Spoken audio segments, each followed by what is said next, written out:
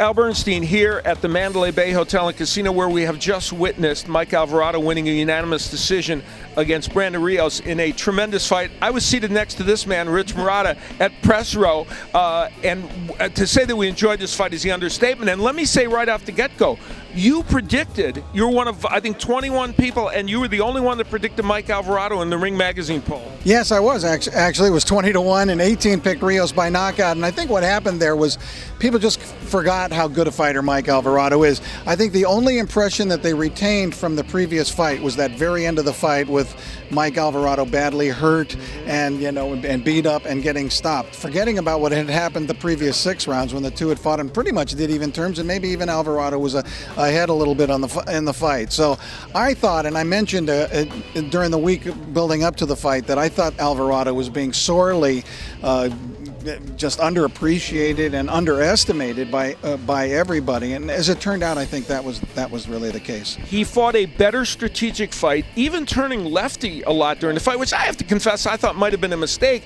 but at some point it was all the different looks he gave Rios that really made the difference for him. Exactly. He did so many different things, and not only at different points in the fight, Al, but within the rounds themselves. He would go into lateral movement, then he would hang inside with him, then he'd back off, he'd shoot the jab, follow with the right.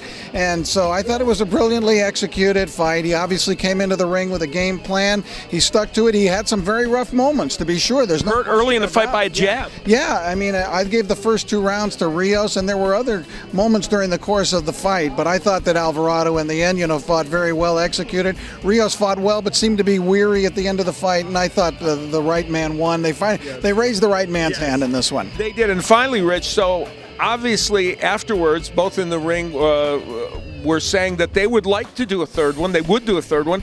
What about the idea of bringing a third one to Denver? Interesting concept, no? Yeah, why not? I think that would be fun. It would be great excitement. They could probably hold it outdoors if they wanted to, if they hold it in the summer, and draw a tremendously big crowd. But I think what we see here, Al, is the fact that we now have these two intertwined forever. Yeah. These two join Ward and Gotti. Yep. These two join Barrera and Morales. Yep. These two join Pacquiao and Juan Manuel Marquez as 2 guys who will be linked forever in the history books of boxing together.